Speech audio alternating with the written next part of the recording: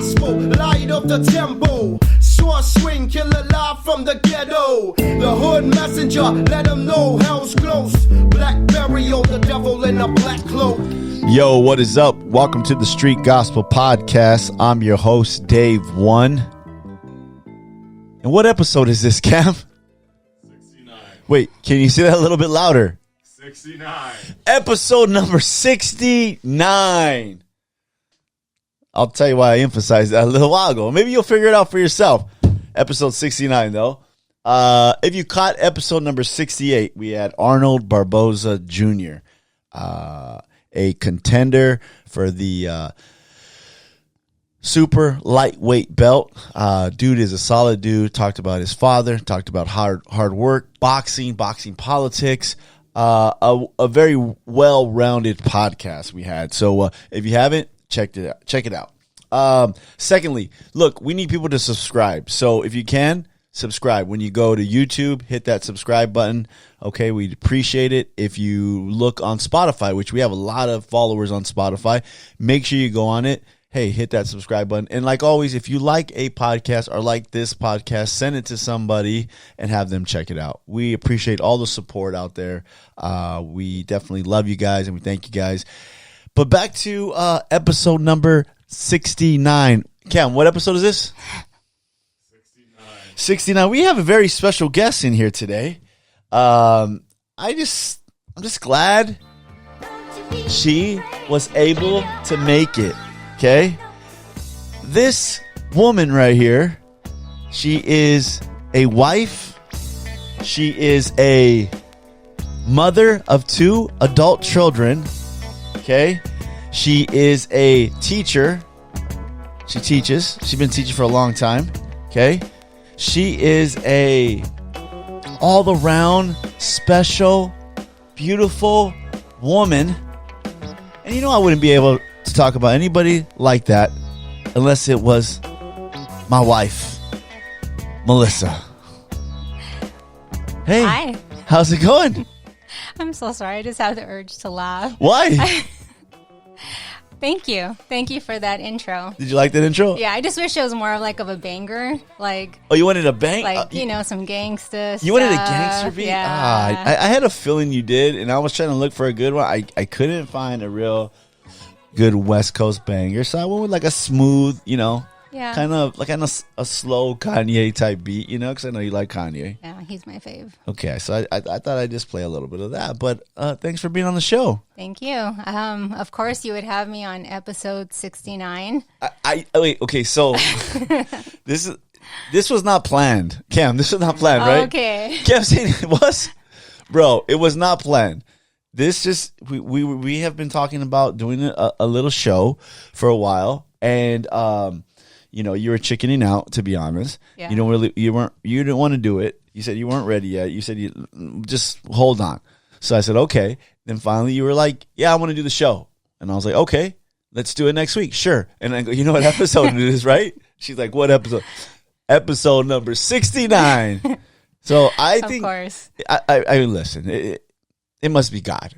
I mean, it's or your favorite number. It's not my favorite number. Okay, listen, I didn't make the numbers, and I don't put the shows in that order. But to be honest, it worked out fine because I couldn't. Cam, imagine if we had like another woman in here or a dude, and it was episode 69. True. It would be kind of weird. Yeah.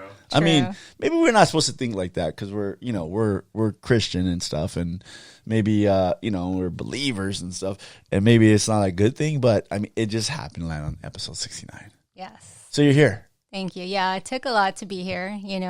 I'm super nervous. Why are you nervous? You're just talking to me. I know. So I'm gonna forget the cameras and forget everything else and just talk. That's what I tell everybody. You'll get warmed up. But I mean, I did this because I know I have to get out my comfort zone. And I know, that God wants me to be uncomfortable in a lot of situations. And after hearing, I don't know if Bren's going to listen to this, but if Bren is listening, his sermon, Big Thunder, okay, it hit hard. So after that, I kind of been going out of my comfort zone, and I been trying to not say I can do this. So Brent is assistant pastor at our church, Yes. preached a sermon about Big Thunder, talked a lot about coming out of your comfort zone Yes. and all that good stuff. So I know that you shared with me that really touched your heart. Yes. And then you said you would do this, and there we are. So Yeah. here you had a slight appearance in episode 20, Cam? Back in episode 20, 25, and we kind of featured me and you, our executive producer, Cam, our all around camera editor, producer extraordinaire, and Cash, our picture taker, right? Our photographer. So you were on that show. We talked a little bit about what we do and stuff. So that was cool. It was cool. And I did say I would never come on again. You did. I You did. did say that. And here you are. Here I am. Never say never. True. You know. So Shout out to Big Thunder. shout out to Big Thunder Brand. Great sermon, Brand.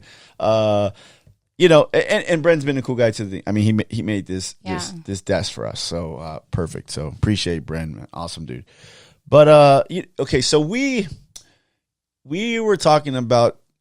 Okay, first of all, we were talking about doing this doing this podcast because we kind of teach a class. We do marriage coaching. We help couples, and then we were kind of, which is fine for me. I don't mind being in front of people. You always say that you don't want to be in front of people. You want to help one-on-one in the background. So our personalities are super different when it comes to that, right? Yes. Because you're more chill. Yep. I'm good, like right behind you, cheering you on and being your cheerleader. But this is, So, but I'm going to do it, and I'm just going to act normal, and I'm just going to be myself. So, Okay, so the weird like, thing- so bad, I want to like lift up my knee and like sit on like my knee and like chill, but You should have did that. I mean, it's I fine. know I could have, but yeah. Oh man, that would have been perfect. True. So, okay, so the thing is, I think this is the thing. You are good, and women gravitate towards you, and when they meet you, they love you. I mean, you're very kind, you're very loving, you're very sincere, and you're very real. So I think when people do meet you, they like you. Perfect example. All my friends love you since we first started dating. I never had like a friend like, oh man, you know, you're cool with my friends. They love you. They always talk to you. And I'm like, okay, cool. So same thing with their wives, same thing with women in the church. People like you. I mean, you have a genuineness about you. So I just want to tell you that. Oh, thanks, love. Thank you. I know sometimes you don't view yourself like in a certain way. And then when you hear it, it's just like, oh, wow. Like, I don't ever look at myself like that. So especially coming from you, it means so much. Yeah. So, that's why I picked you. You know, it's just like, you know, I was like, hey, man, you know, she's cool. I like her, you know. So let's get down to the business here. So we Yes, sir. have been together since 92, right? Yes. We known each other since like maybe 85, somewhere in there, right? Yeah. Which is, I mean, it's a long time ago. We old, man. Hey, but we lived in the era that was the best era. You can't argue. 80s, 90s. Cam does wish he was born in the 80s. I know you wish you were born in the 80s, Cam, because that was the best era of life. Heck yeah. You would, if Cam could go back right now to the 80s, he would fit in perfect. Oh, yeah.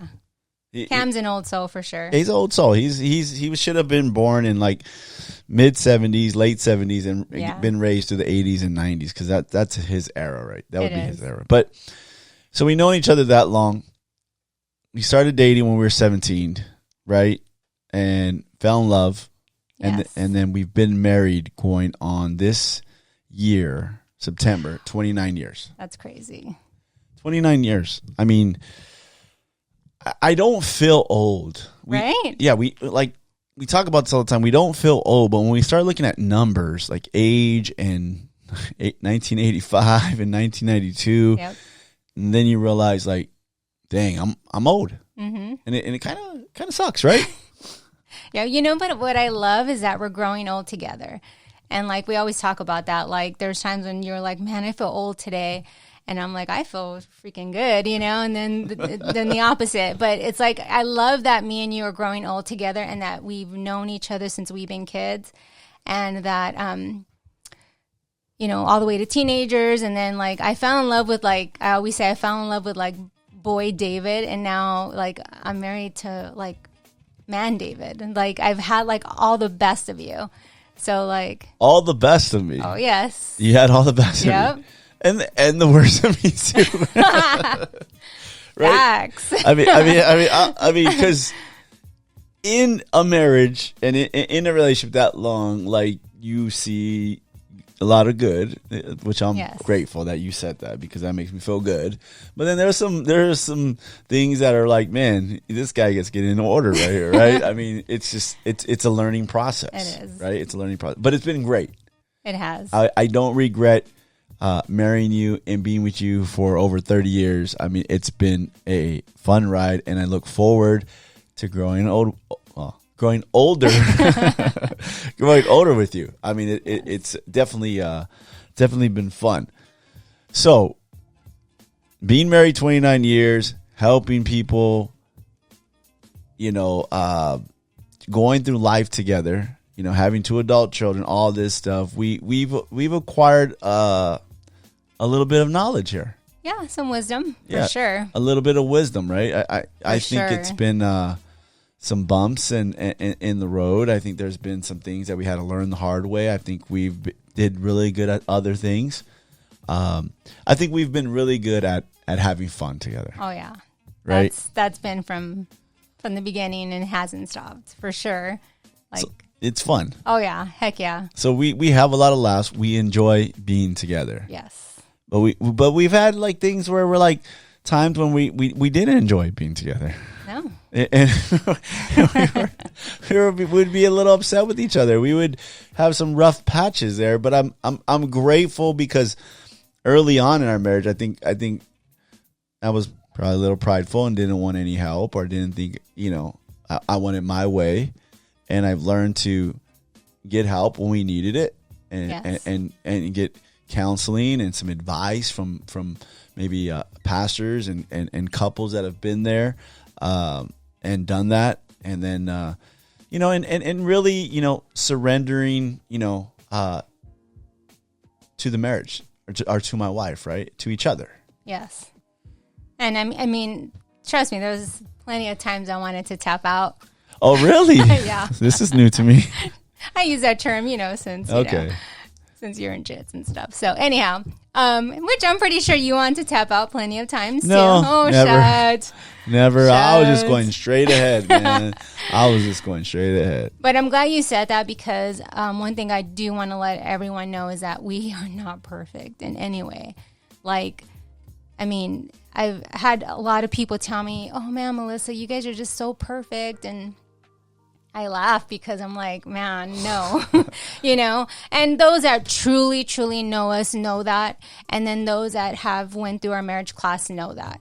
And because, we share so much. But I just want everyone else that doesn't know us to know that we are not perfect. And we don't try to be perfect. We're pretty transparent. I know that in our last class, just to give some context to that, in our last class, we had a little rough patch there, and it was tough getting to that. The devil messes with you every time before our marriage class. Yeah, it was like, okay, this is happening again. And so we had a little rough patch. I think the last 2 or 3 classes were really tough. Maybe the last 2 were tough. Yeah. But we went in between one of the classes, and we 2 times. We've talked to a couple that we really look up to, Pastor Dan and Sister Marlene. Oh my gosh, I love them. And great couple, been married like 50-something years, been together forever, been through ups and downs. And to go and to be able to still talk to somebody like that, for us, people come to us and be like, man, 29 years. And we go to them and we're like, I don't know, I think it was like 50, somewhere in there, right? Or 40-something. And talk to them. That helped us. But we were transparent in the class where we said, hey, look, if you need help, get help. There's people here that want to help you. We'll help you. And then we said, we just got help. And I think everybody's face in the room was like a little bit of relief of like, if, man, they still seek out help. Like there's still things we're learning. Of course. And it's not going to stop. Right. And because there's different seasons and there's different, times individually in your own life that you're either going through something or you're growing, you know what I mean? Like, it doesn't stop. So, like, you have to, like, switch it up all the time. You know what I mean? Like, Right. you have to, like, I heard this great thing that Pastor Tim Ross said. Tim Ross. We'll talk about Tim Ross. I'm just kidding. I love him. I love him and his wife and what they talk about marriage. But he said, you know, in every season of your marriage, you got to dance different. Can't be I like dancing the same your Yeah. whole marriage. You got to switch it up. Yeah, man. You can't be doing the troop forever, you know what I mean? And then Roger Rabbit. Sometimes you got to change it up and do some slow dancing. Yep. Some days you're doing some a little bit of salsa. You know, there's different times when you're doing different. I agree with him on that. You know, Yes. he turned me off a little bit. I'll be honest with you. I know. I mean, when Tim started talking about, you know, his hands being soft. I mean, me as a manly man, as a construction guy, you know, I'm just kind of like, Yeah, bro. I knew like, that would turn you off. like, bro, we're men. Like, Yeah. you know, we're the ones that fix things around the house. We're the ones that get up in the middle of the night. He was like telling me that his wife does all that stuff, and I'm like, nah, bro. Like, that's not me. Yeah. So it kind of turned me off. But I know. but he said some good stuff. Yeah, when him and his wife talk about marriage, it's like 100. Like, you know, and I really love getting like little things that he says, and I'm like, man, that, you know, because I never think of things like that to put it the way, like, you know, he puts it. He you does know put what it I mean? together good. And it's like, man, that's pretty dope. Yeah, I definitely like him. I going back to what you said, I think people think you have a perfect marriage, and this is the problem with social media, right? Because Hate social media. yeah, I mean, it just it really messes with you. It really plays games with your mind. It's cool for a lot of things, but Yeah. I think a lot of times, you know, people think that, you know, like you're trying to act perfect, and it's like, I'm not gonna post, you know, my tax bill and be like, Right. man, I'm hard timing right now. I have to pay this tax bill. You know what I mean? I'm like, gee, I'm not gonna post, you know, me and you fighting. I'm not gonna. No. I wish that was acceptable sometimes, because then people could see the real you. But then with Yeah. that, everything. Judgment, and people start looking at you different and all this stuff, and you want attention, and so you can't be like that. Yeah. I get it. And then everybody doesn't, you know, we talk about this all the time, me and you. Everybody doesn't, what's the word? Doesn't have the right to be in your life, you know, doesn't have the No. privilege to be in your life, right? And know all about you. No. You got to save some of that for each other. You got to save some of Yes. that for just your immediate family and just your close friends. You know what I mean? course. I mean, I've been using that little thing on Instagram where it just lets you show your close friends. Yeah. Sorry, everybody out there that's not in that group. But there are some things where, like, I just want to share and keep, you know, private a little bit. Yeah, You know, it I doesn't like have to that. be out there for everything. You know what I mean? Like, I agree. people don't always understand, and then people kind of take advantage of you in a weird way where it's like, well, I know everything about him. Look, he just posted it, da da da da da, and it's like, no, you don't deserve to know everything about my life. Anyway, True. that was a little sidebar there. But we go, you know, like you said, I think sometimes we look like that, right? And I don't think we realized that's how your sister told us one time. I think we were kind of like, what why do people think like that? And Yeah. your sister Nicole says, you know, she goes, if My bestie. yeah, your bestie, right? She's so fun. I love you, Nicole. She said, if I go to your page and I don't really know you guys, like I know you guys, she goes, I would look at your pages and be like, dang, like they living good. They Yeah. they living this perfect life. And she goes, but because I know you, I know that things are not always perfect in your Yeah. life. But True. I think when she said that to us, I think I was like, really? She's like, yeah. So I think know. it was kind of weird, huh? Yeah, and that's the thing. Like, sometimes, like, that's what I'm saying. When you hear someone, like, tell you, like, oh, man, you guys are perfect. Or you hear, like, someone say, man, Melissa or David, you're this and you're that. You're like, really? Because you don't look at yourself like that, right? You look at yourself like something totally different, you know? So, like, a couple of people that have shared that with me, I'm like, oh, no, like, you know, don't think that, like, you know, of course, me and David, we share something so special. Like, honestly. Like, I mean, I love what we share, but there has been some really rough times in our marriage, and we never stop growing and we never stop learning. And I mean, it's like, come on, we were kids. We we got married when I was 19. You were 20. Now you're 50. No, I'm not 50 yet. you're 49 and I'm 48. You like saying that? I love huh? saying that. Okay. I love that my birthday's in December because it don't. Yeah. Whatever. I'm sorry, I had to throw that in there. But I mean, come on. You know, I mean, There's a lot of learning there. So much learning. When we got married, nobody taught us a lot of stuff. God. I think, all these young couples talk about premarital counseling and all these things, right? And they talk about, I went to premarital counseling for 6 sessions with Pastor so-and-so, and, it just helped us, and da-da-da.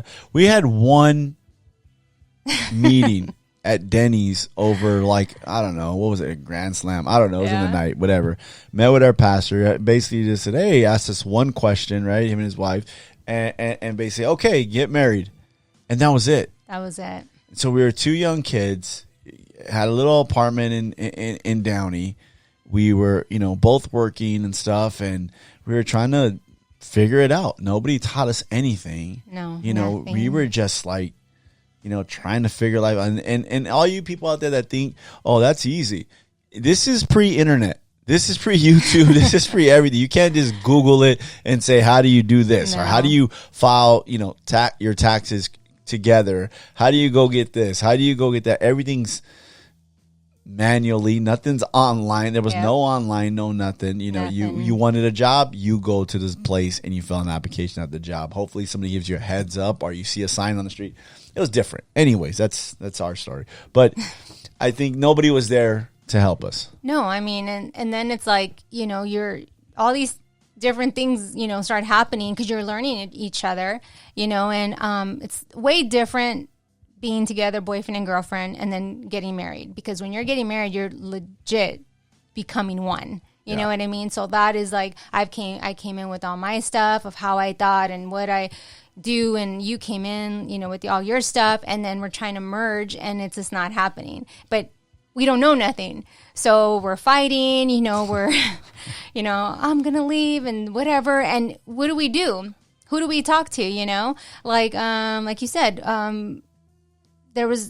we weren't, our church back then it was about church, God, ministry, and those things are amazing, but no one ever talked about marriage.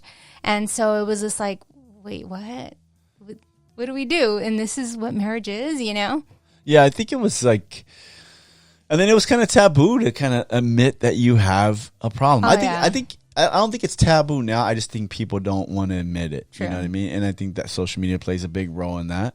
But I think back then it was who do you go to? Who do you trust? We didn't have anybody. No. And it was tough. I think the thing is that you, like you said, you're learning. You're trying to become one. And I think people don't realize that. I think you come with baggage into the home. Here's my luggage, and inside your luggage is things, how you were raised, how you were brought up, what you're thinking about marriage, how you seen marriage. And then I come with my baggage, same thing. Mm-hmm. My attitude, my manly pride, the way I see marriage, and the way I think it should be, right? And and then we're trying to be like, well, we're starting unpacking that, and you're realizing these clothes don't match. These things don't go together, right? Yeah, and then it's like, I mean, you always hear that dumb thing. It's not dumb, but women are from whatever, Mars, I don't know, Venus, whatever okay, and. Yeah, it's true. You know what I mean? Like I'm not a man, so I'm only going off of my feelings every single time as us women do. I'm emotional, so my feelings are hurt, and you're like, what? You know what I mean? I'm just going off facts. Exactly. So men are facts, women are more feelings. Exactly. And then so we're trying to understand each other, and because I don't realize that I can't argue with feelings and emotion because those are your feelings, those are your emotions. Then I'm wondering why you're not understanding that I'm stating facts. Yeah. These are the facts.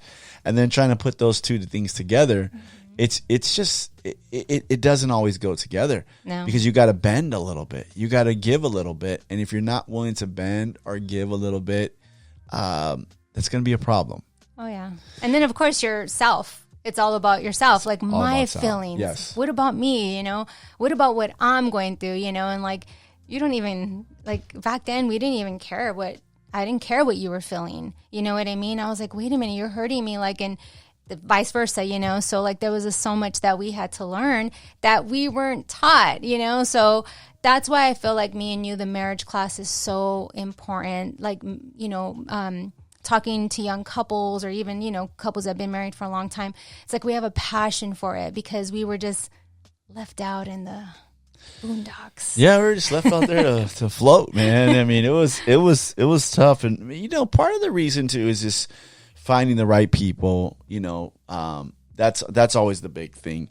Yes. I think that's, people go to the wrong people, you know what I mean? And when you're young, you don't know really who to go to. I mean, like you said, that's why when we see young couples and we know they're struggling. Yeah, you can see it. See it all over the face. I'm like, yeah, that's me 30 years ago. Right. And it's just like, hey, you guys okay? You need help? We're fine. Yeah, we're living good. And it's like, okay, you go to their Instagram and it's like all, hey, perfect and everything's great. And then and then it's like, like, hey, let's just keep it real here. Like, you need help.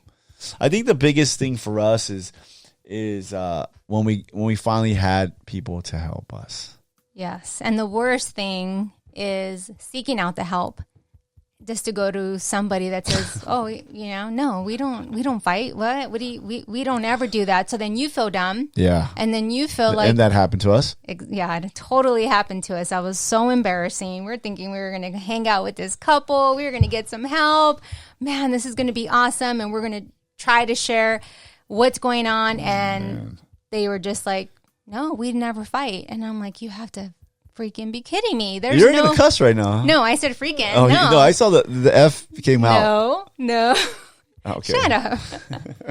Now I'm gonna There you go. Now I'm gonna be all afraid. No, you're not. Okay, because I don't cuss, but I don't cuss either. But when I speak, for some reason, I get this fear over myself. I don't cuss. I get this fear when Cam. I cuss. Don't look over here like that. You cuss more than me, dude. Let's tell a story. The other night. Just kidding. You didn't think I heard you the other night. I was like, he said that? Oh. Anyways, I love you. Oh, yeah, I forgot about that one. Yeah. See? So I don't cuss, but every time I get on stage, like I have this weird fear that comes over me, like I'm going to say a bad word. I don't know. Anyways. Yeah, but going back to that, Yes. I said freaking. Okay, so you're like, are you freaking kidding me? There's no way. You never argue. So then it makes us go home and feel like we're like these terrible people. Right, because like you said, we went out to dinner with these people. We thought we were going to get some help. We're like, hey, they've been married a long time. And then I bust out. We're like, hey, we've been like, struggling a little bit, arguing and stuff. And the guy looks at me and he goes, oh, we never argue. And I laughed because I thought he was joking. And then he was serious. And I was like, I wanted to just leave. I think we were in Santa Monica or something like that. I just wanted to say, let's go. Because I just felt like it was early on in the evening, right? And I just felt like I don't want to be around these people no more because it's just fake. And I'm like, man, this is not going to help me. It made me feel worse. Yes. But I do remember a couple that helped us. And I remember we got mad at church one day and we leave church and we drive home. And when we get towards our house, I realize that somebody's following us in their car, right? And I pull up in front of our apartment building off of Stewart and Gray there, and I realize the guy and his wife is behind us, and I was like, what the heck? And I get out the car, and it's Albert and it's Patty. Now, Albert and Patty. Mm-hmm. They're close to my mom and dad. Because they're close to your mom and dad. They're younger than your mom and dad, yes. So your mom and dad helped them. Yes. And so here they roll up. I knew Patty, because when she first came to church, my parents would pick her up to bring her to church. I knew Albert just a little bit, but I didn't really know him. I know it was Albert, scary looking dude, man, and just rowdy. Just like if you don't know Albert, you're like, I'm staying away from this dude. But if you really get to know Albert, he had a great heart. Yes. So they get out the car and you go to Patty and start crying off the bat. I'm like, oh no, great, right? Because you knew her, and I'm like, so Patty's over there with you, and Albert is just, so what's up, man? And I'm like, oh no, like, dude, this guy. So we start talking, but from that day forward, we developed a great relationship with them. Yes. And they really were just our friends. They really just helped us. They just loved us. And Albert went to go home with the Lord last year. He passed away, but I was able to speak at his funeral and tell that story and tell that what they meant to us. And that friendship, that connection with them, just to know like he's telling me stories about them and the struggles they went through, that really helped me as a young husband to really go like, okay, like, man, I'm not in this by myself. Other people go through this. Exactly. And then so it's like, it's a big turnoff when someone is not transparent and not genuine. And that's why it's so big to me, is like, be transparent and be genuine, because more people can relate to that rather than you trying to play it off like you're something else, or your marriage is something else. People are going to be like, oh, okay. I mean, they'll still talk to you like, hey, what's up or whatever. But to really talk to you and share about themselves, no one is going to share anything with anyone if you are not genuine and you are not real and you're not transparent just about yourself. Right. It's just like, so with them, that's what they were. And so we gravitated to that, right? And we needed it. We needed it bad. I mean, so bad. We were just these kids. We didn't know what we were doing. So to have them, to hang out with them, and like you said, we could call them up and tell them the things that we were going through, and just for them to guide us and help us. I mean, it wasn't, sometimes I think that people think it's like hard. Yeah. To like, if you've been married and you got some wisdom, you should be able to help some young couples. It's not that hard. No. It's just being their friend. That's it. I think that's the biggest thing about getting older.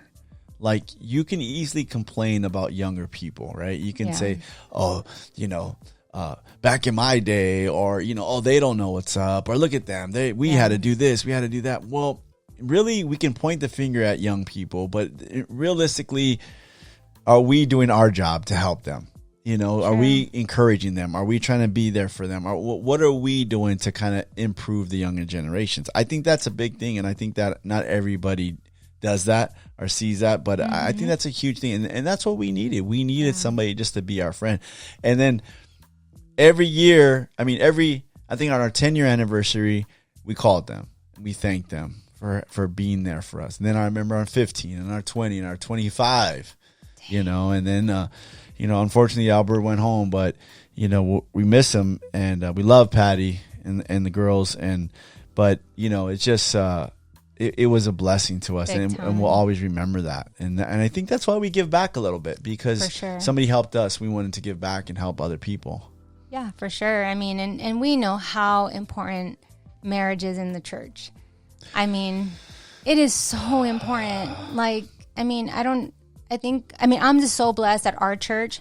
Yeah. Pastor Adam and Carrie and Pastor Carl and Sister Bonnie, they take that serious. They take marriage serious. So not only is it spoken over the pulpit, but, we have marriage classes, which, Mark and Eileen do one and we do one. I mean, it's amazing that our church believes in marriage and backs us up to do these classes, because they're so important. Because our church realizes, and there's a lot of churches out there that realize that marriage is important. There's a lot that don't either, and we'll talk about that. But our church realizes that strong families, strong marriages make strong families. Strong families make strong churches. I mean, that is the breakdown in America right now. Broken homes, no father in the home, broken families, and you could see it all over. That's what's breaking down society to this day. I mean, that's what's hurting. It's not only hurting society, hurting the church, hurting kids. There's plenty of statistics out there that say, broken homes and kids that come from broken homes, they have a higher rate of crime, of drug use, of depression, of suicide. I mean, it's ridiculous. But our church recognizes that, and we have good families in the church. We have, good things going on in the church that are family oriented. We have classes, we have Bible studies, things that we're trying to help. Doesn't mean you don't still have to work at it. Of course. But there is some resources, and I think we the church, our church, really focuses on those resources. Yeah, and gives the opportunity for us to give tools to the couples on like you said, it's not a miracle like like you're going to go to this class and you're never going to ever have a problem again, or I mean it's you have to work at it. And I think that a lot of marriages, I don't know, maybe I'm going too far. Go. Okay, I was just going to say a lot of marriages, a lot of couples, they don't want to work. I agree. At all. I agree. It's just like, nah, like this is what it is. And, you always have one that's going to want to get better. Right. You know what I mean? And there's one that's kind of like, meh, or, that other person just gives up. All right, I guess this is what it is, and like they don't want to work. It takes, like you said, we help people, we give them the tools, and we give them the material, but they have to build the house. Yes. We can't build the house for them. No. And I think couples, they get together, and it's just like you said, either they both don't work, they're just okay with being okay. They sometimes they sleep in different rooms. They're just they're not really married. They're not what the Bible calls becoming one. They're cohabitating in a house and not married. One wants to get help, one doesn't. We see that a lot. We get wives that come and talk to you and say, I really want to go, but my husband don't want to go. Or the husband, there's been times where the husband wants to come and the wife doesn't want to come. Yep. So don't always think that it's just the husband. So I've been there plenty of times. The husband's like, I want to go, but my wife doesn't want to go. And now I'm like, that's wrong. But anyways, I mean, there is a lot of work to be done. It's no joke, right? No joke.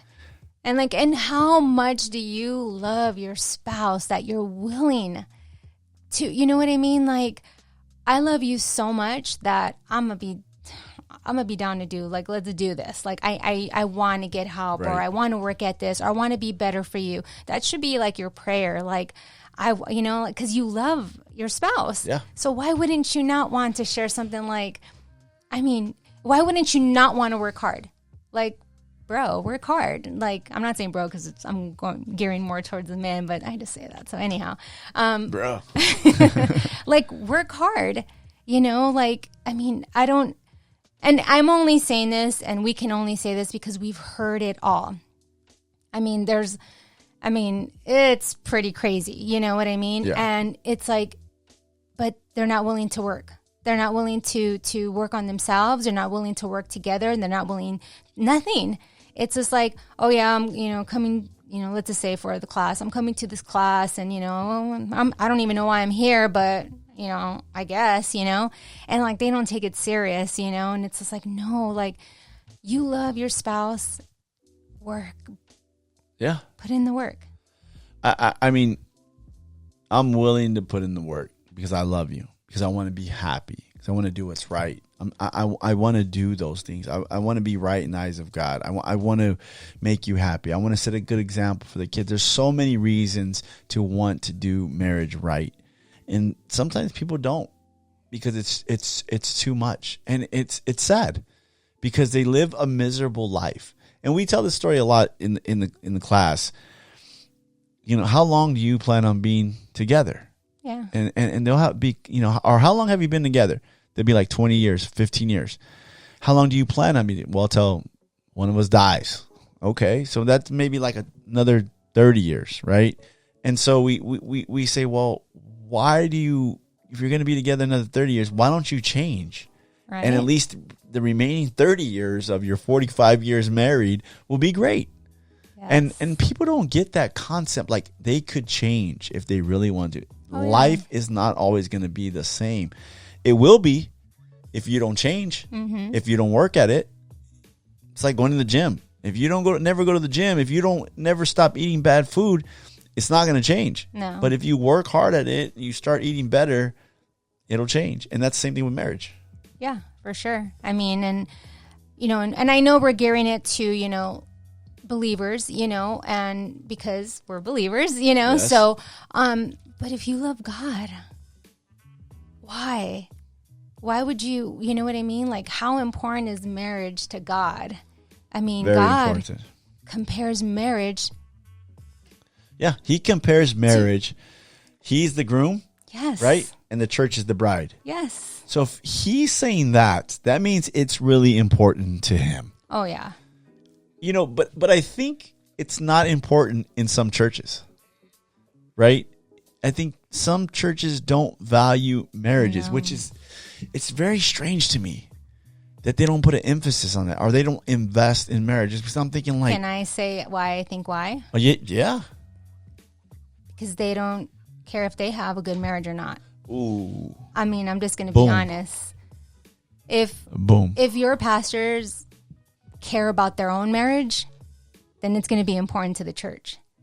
I mean, I'm just going to keep it real, but if they don't, then marriages rarely or not even going to be talked about in their church. Man, you're starting to warm up now. Took a good. Yeah, I had to, But- I'm getting comfortable now, so Okay. let me take a drink of water. Stay tuned, everybody. No, I think you're right. I think if it's important in their home, it'll be important in other people's home for the congregation, Yeah, without a doubt. for the marriages in the church. I guess, yeah, you're right. I guess the leaders or the pastors don't want to work at their marriage, so why would they put that on anybody else? Because if it's not important to them, it's not going to be important to emphasize it in the church because they're not doing it. Facts. I think that's a setup. I think that's set up from the enemy. I yeah. really do. I think Big the time. enemy is just like licking his chops and just like, okay, like great, Oh, he loves that. right, great. Oh, yeah. They don't, because you can be married and have married couples in the church, and nobody knows what's going on in their home, right? And I'm not saying that everybody has to know what's going on in your home, but what I mean by that is they're different at home than they are at church. At church, they can be lovey-dovey, and we've seen that. We've had people that we've counseled come to us and say, hey, we just need a little bit of help. Everything's fine. We meet with them 2 or 3 times, and they leave, and they didn't keep it with 100 with us. Mm-hmm. And so they end up divorcing Oh, yeah. because, one's cheating or one's texting some other person, and they have all these issues at home. And I was like, well, if you don't tell the truth, who cares? That's on you. I mean, you wasted our time, but you wasted your time not telling the truth. But with that said, people don't know what's going on in people's homes. And if it's not emphasized in the church, like, hey, handle your business, take care of your business. Husbands should be doing this. Wives should be doing that. It should be emphasized. Oh, yeah. Big time. I think and the devil loves that. The devil wants to, break up the marriages because, like you said, if the marriage is done, then the family's done. The kids are going to be, broken. Then what happens? Then it lingers on into the church. Then you don't have strong marriages. Strong marriages are the foundation. You know what I mean? I love, like what Elo said when, she spoke. And I know we're going to be saying names that people that Elo's goes to our church. Yes. They're assistant pastors, and they came to the class. Mm-hmm, they came to the class, and she just said, like, she wants a good foundation. She doesn't want. She said, I don't want to be on crack, like, which was like, that was so cool. Like, like, I don't want to be. She said, you need a good foundation without any cracks. Without right? any cracks, and I don't want to be on crack. I was like, that was great. It was so good. I was like, dang, Ella, you got to speak next time for our women's thing. But I mean, I thought that was perfect. Yeah. Like, Made sense. yeah. Totally. And that's what the devil wants. He wants the foundations of marriages and homes and families to be cracked. That way, how is that going to be, a benefit for our church? Nothing. Yeah. The emphasis that you said and that you made about how Jesus is the groom and the church is the bride, and how that's so important throughout the Bible that it says that, and I mean, that's a great emphasis on that, and it's so important. So that should be important to us, that if he's saying that means that union is important. Oh yeah. There's no other union like it. Nope. Nothing, right? I think we're probably going ahead again, but I think people think that it's just a closer friendship, or it's just for sex, or it's just for companionship, or it's just to cohabitat. You know what I mean? It's deeper than all those things, and I don't think people always realize how important and how sacred marriage is. Oh yeah, it is so important, and like you said, I mean, you know, you can play it off in church. Yeah, you can play it off, but you know, like, who's really looking at you is your family, right? Yeah. Your kids, you know, your wife, you know, and so like going to church is amazing. Going in and hearing from God and worshiping God is like the most amazing thing. But if you're going to go home and then you're just this, you know, this couple that just, you know, we don't care or whatever, your kids are looking at that. right. You know, your kids are saying like, man, you know, like mom and dad, like they are fighting or they're this or, you know, like, no. Yeah. Like, you know, like I want, you know, and we always talk about this, like, yes, we want our marriage to be a reflection of the Lord for sure, you know, but who do we want it to show that the most to is to Ash and Cam. Yeah. You know, like their opinion of our marriage is what matters the most. Because they live here in this house. They see the real us, you know? I hope not very much longer. Hey, Cam. He's like, oh, why are you kicking me out, man? I'd be I can stay long. I'm just messing with you. But I think you're right. I mean, look, I love, and they'll hear this, but we love and we'll go in our room and we'll just be really happy when they say good things about us. Oh, yeah. Or when Ash tells her friends, like, oh, my parents have a great marriage. Like, they truly love each other. And we've always been, not that we fight in front of them or anything like that, but they know when there's something going on. Oh, yeah, for sure. And or when Ash or Cam would be like, so what's up with you and Dad? And I'd be like, what? And I'm like, nothing. And then they're like, yeah, something's up because, you know, you guys are not really talking. Like, they're so used to me and you being so like close and talking all the time and doing things together that when they see like we're taking a break, they're like, what's wrong? And I'm like Ash all the time, so what's wrong? And I'm like, I don't gotta tell you anything. You know? But I love when they say good things about our marriage. And it's always like in passing. Oh, I was telling so and so, and I was telling, yeah, my parents have a great marriage, or, you know, I want to be like you guys. And I'm just like, I'm that blesses my heart more than anything, because that's when it's really real. That's when you're like, okay, if there's anything that I've done right, that's it right there. Right. I set a good example for my kids. And like you said, I love when they ask, you know, well, what's going on? They mostly ask you. They don't ask me too much because I'm just quiet. But they'll ask you what's going on. And like the other day, we were not the other day, a couple of weeks ago, we were like a little distant for a little bit, and then, you know, Ash was like seeing us, and then we made up and we're laying in bed and we're watching a movie, and she goes, "Oh, little lovebirds!" Oh, they're in love again. again. In love again. Look at this. I'm like, get out of here, man. Shut up.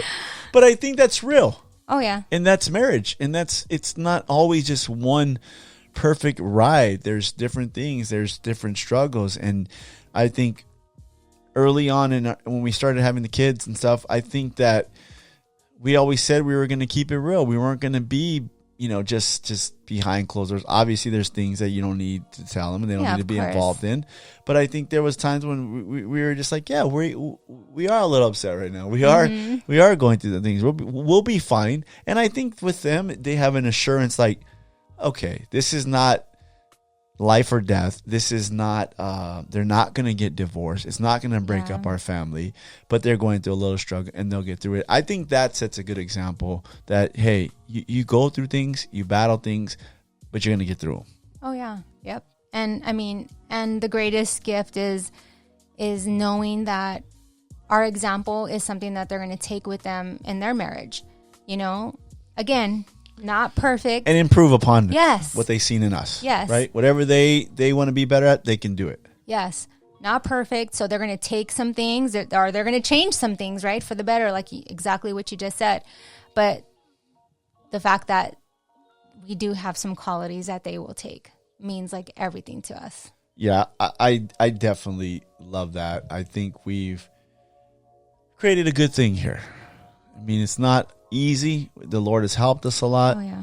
We've we fought for what we have. And I think you have to fight for good things in your life. And die. So you have to die. Right. I mean, the word's very clear in that, right? In Ephesians 5. You know what I mean? It says women submit to your husbands. But it says husbands love your wife like Christ loved the church. And we all know what Christ did for the church. He died. So while he asked women to submit, which I think, you know, a lot of men out there probably use that scripture a lot. Hey, woman, submit to me, right? But he's asking you to die. But I think realistically, you do die for one another. You do give up your own wants. I think that's a big thing in outside of the church, right? Because everybody tells you, hey, look out for self, your well-being, everything about you. And there is some things that you gotta, you know, work on in yourself and things like that. But I think it's a real selfish thing. It's a real prideful thing. And when you get married, you kind of lay that down because it's not about my feelings no more. It's not about my needs anymore. It's about your needs. Mm-hmm. And I think the way it's set up is different than it's definitely different from what the world sets up. The world sets up, hey, take care of yourself first, and then you can take care of somebody else. No, the way it's set up here within a marriage is I'm fulfilling all your needs. I'm there for you for everything you need. And you're there for everything that I need and all my needs. And we're laying down our life for one another. Mm-hmm. And in doing that, there's something great about that. Oh, yeah. Right? Because then our needs are met. Yep. And then that's where you can say, like, oh, man, we've been married all these years. You know, man, that's awesome. There was a lot of working on your marriage. There was a lot of ups, downs. There was a lot of, you know, dying to self, you know, like, I mean, so you don't just get to something and there's not be no sacrifice. There has to be sacrifice in anything you do in life, you know, so. Yeah, there's been a lot of sacrifice. I think early on you don't realize what you have to do. No. I didn't realize that. I think, you know, you think you're sacrificing, right? Yeah. I think guys think they're sacrificing because they're doing the bare minimum. And the bare minimum is what? Hey, I go to work. Mm-hmm. Hey, there's food in the fridge. There's a roof over our head. What's the problem? You know what I mean? I think we get into that mode of like, you know, like I'm here, you know, I take the kids to practice. We go to church. What else do you need? Right? And I think but that's the bare minimum. Oh, yeah. That's what you should be doing. That's your obligation to do that stuff when you get married. But I think the extra stuff of making sure your wife's protected, making sure your wife's covered, making sure your wife is good spiritually, emotionally, physically, you know, it is key. Oh, yeah. Right? And I think those are the things. That's the extra where I kind of say it's not about me, it's about her. Oh. Well... Yeah, it's true. And then, you know, like what you said, like, oh, like, you know, I'm only going off of what you said, like for a man, because I don't want to speak for men, but you do hear that a lot from the men is, hey, I go to work. I work hard. So you wouldn't be going to work and working hard if you weren't married? Wait, what? Yeah. Okay. Like it's a bare necessity. You know, and then for women, you know, like, I mean, you got to respect your husband, you know, respect your husband. And am I going too far? No, you will go wherever you want. You know, you got to respect your husband so that, you know, he can give you that love that you want, you know, because like we always say, you know, women want love, men want respect. And it's true. And it's not saying, okay, well, I'm only going to give my husband respect. There's no love behind it. No, it's not that. Yeah. And just like, oh, I'm only going to give my wife love, no respect. You know? Or it's the type of respect we think it is, like from the street. Yeah, exactly. You show me respect, eh? It's not that type of respect, no. Right? I mean, we say it all the time. Men want to be respected like women want to be loved. Mm-hmm. If that makes sense. We rather say, you know, what do you always say? The men rather say.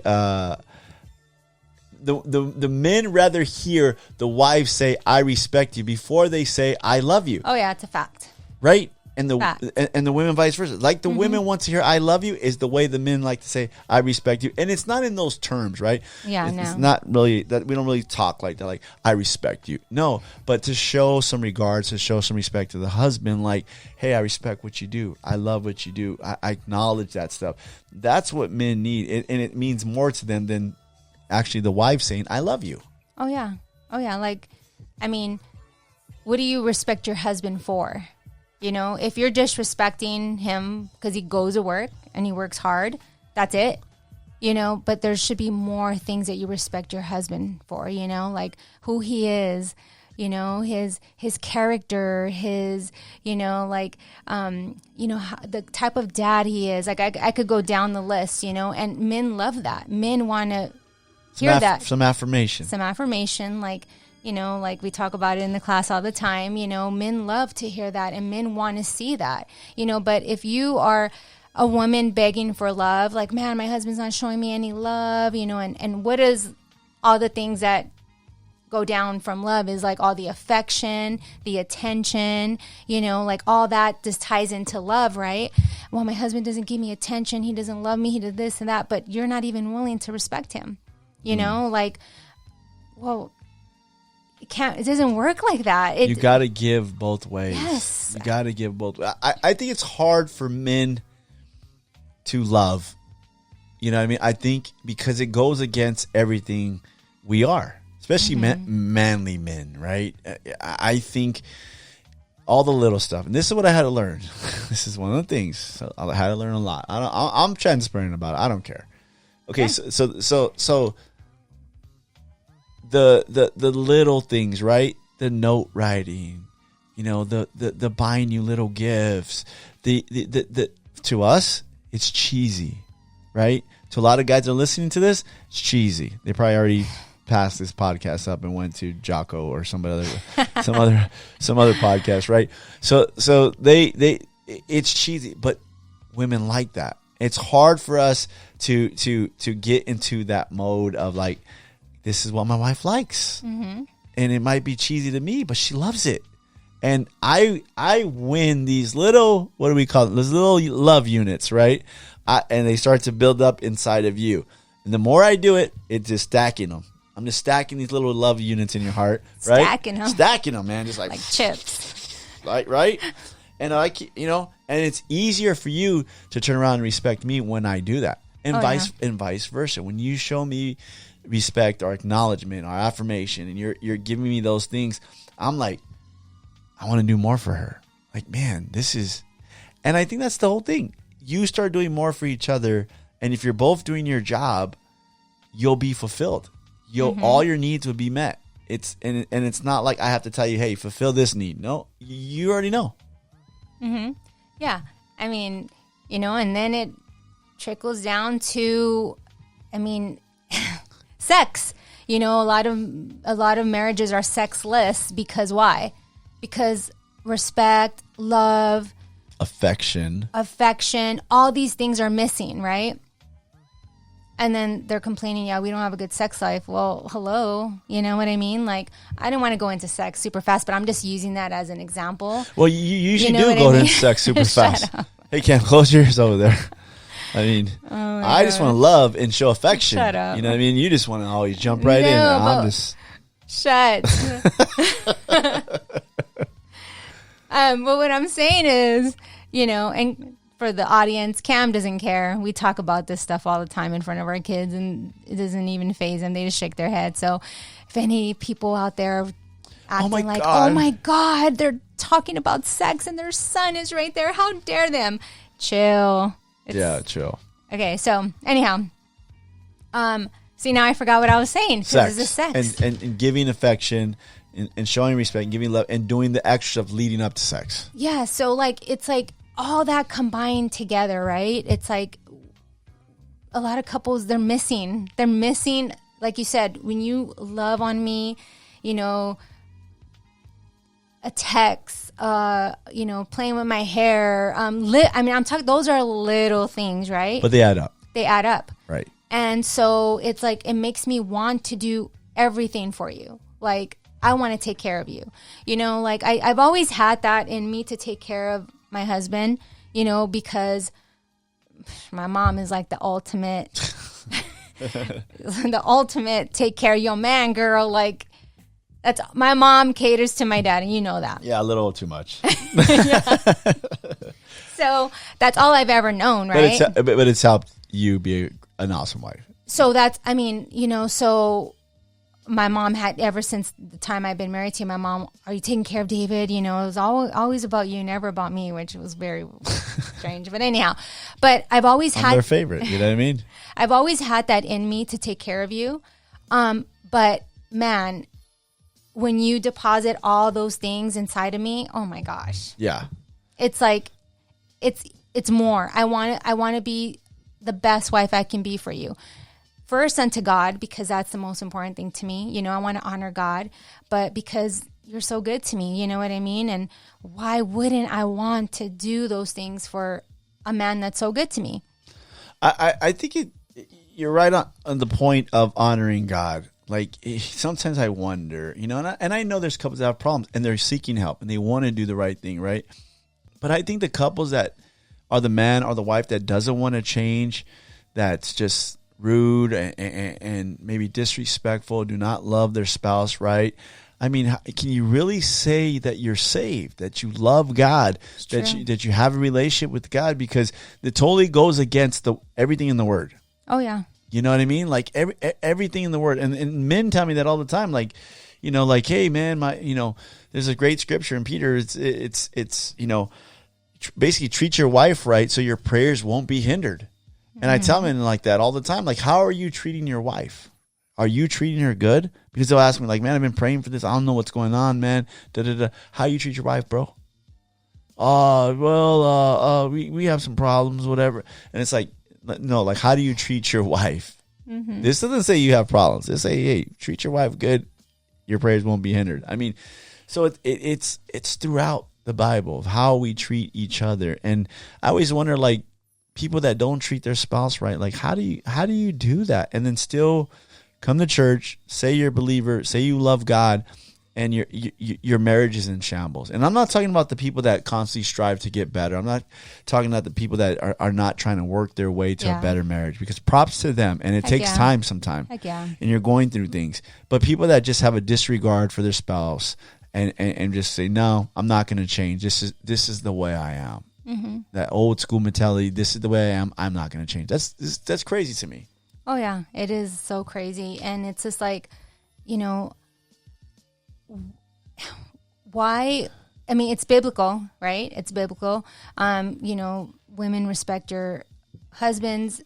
Men, love your wives the way Christ loved the church, right? It's right there in God's word. Simple. I mean, so simple, right? But you will have people that just be like, no.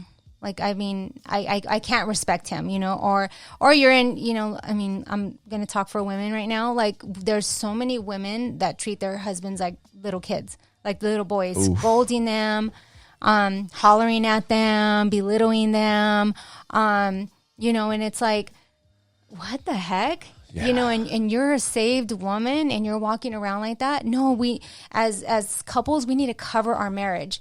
Like, I want to cover you in as far as like my prayer life, how I'm respecting you, how I'm taking care of the home. That's how I cover you. But you cover me in a whole nother level, right?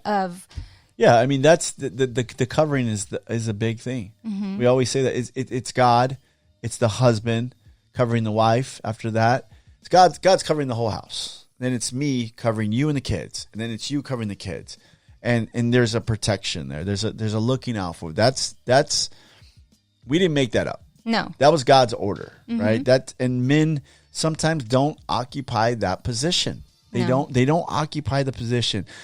That's your position to occupy. That's the order to be in. It doesn't mean that I'm any greater than you, right? It doesn't mean. It just means that that's the role I fill here. And I think people get mixed up when they think about the husband like he's some dictator. You know what I mean? Mm-hmm. And he's the like shouting out orders in the house. I'm just the head of the household, right? I'm the headship of the house. Doesn't mean that I'm the leader of everything in the house. And I think that's huge because I think people get mixed up with headship and leadership. The Bible says that the husband is the head of the house, right? So if I'm the head, that means I just keep things in some order, but I allow you to flourish in areas that you're good at, even good to the point of you're better than me, right? So a good headship would say, hey, Melissa, you're a good leader at planning things. You're a good leader at the atmosphere in our home. You're a good leader at really connecting with the kids. And I let you excel in those things. Why? Because I lack in those things.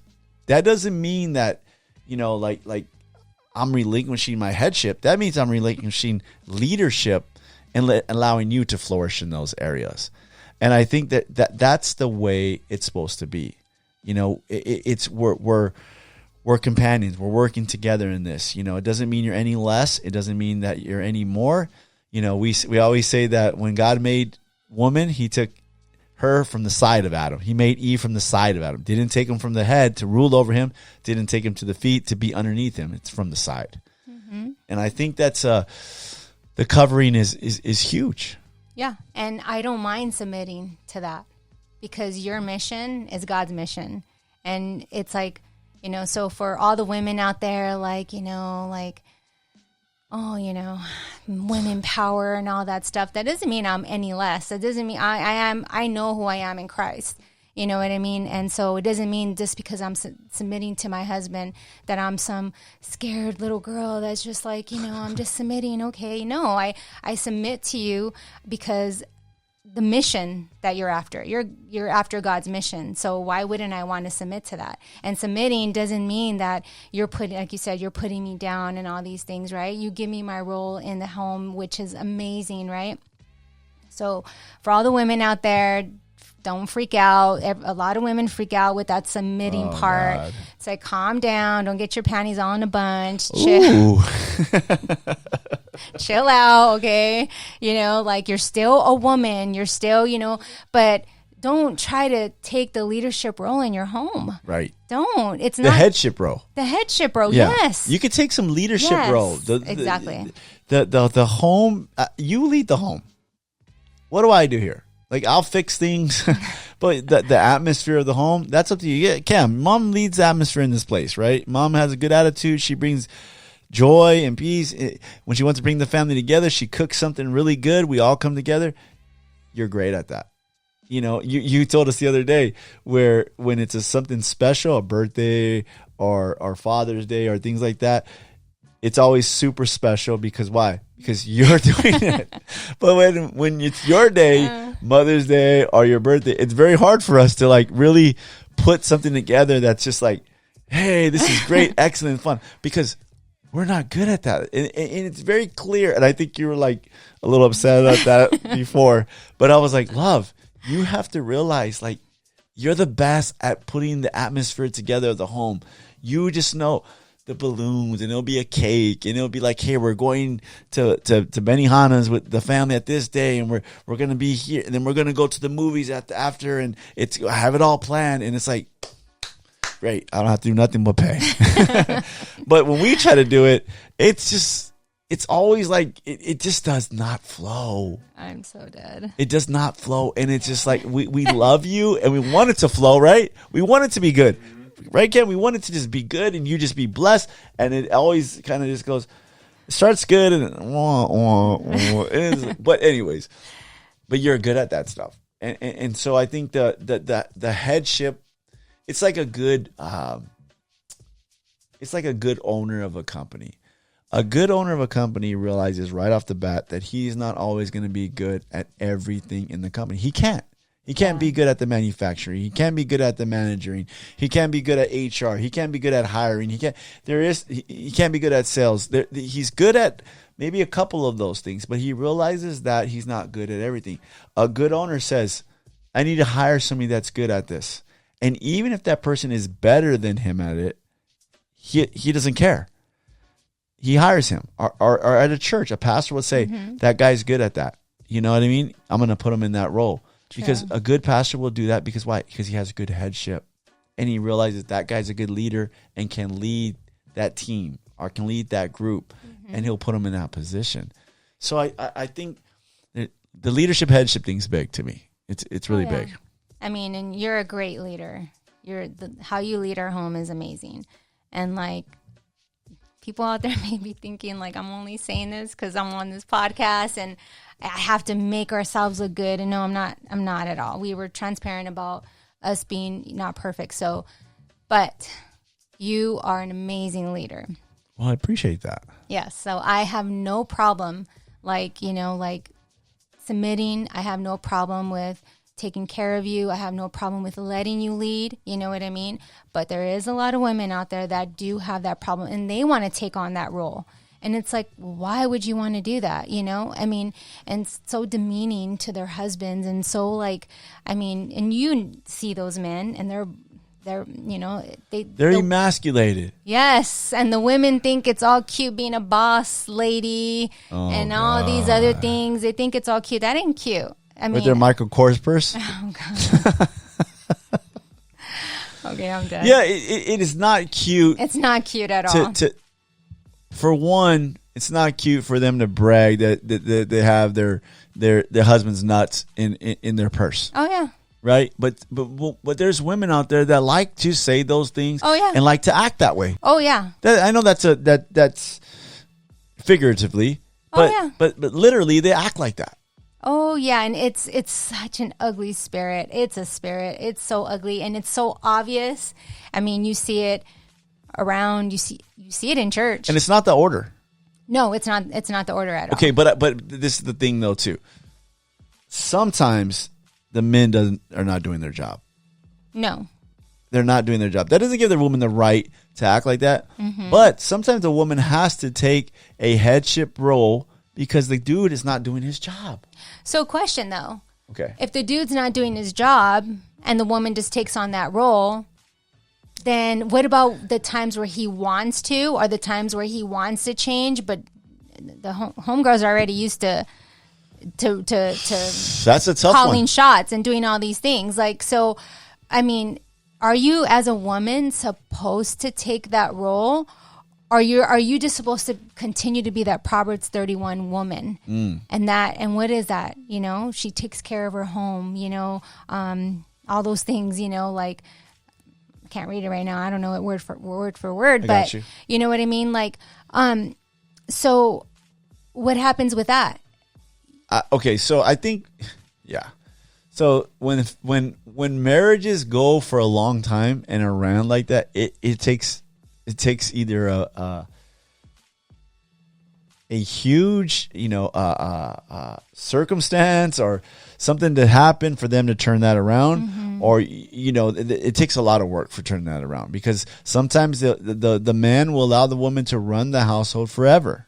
Mm-hmm. Right. And not give them the headship. And like I said, there are certain things that women are really great at and they, and they fill those roles, but to have the headship, to be the leader of the home spiritually, he doesn't have to be verbally.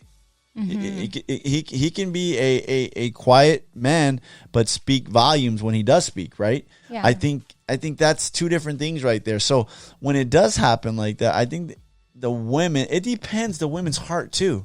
Like, where is it at? Is it like I'm a boss, whatever, I'm running this, da-da-da. Is it that attitude or is it the attitude of, hey, I'm good at this stuff. He doesn't really do this stuff.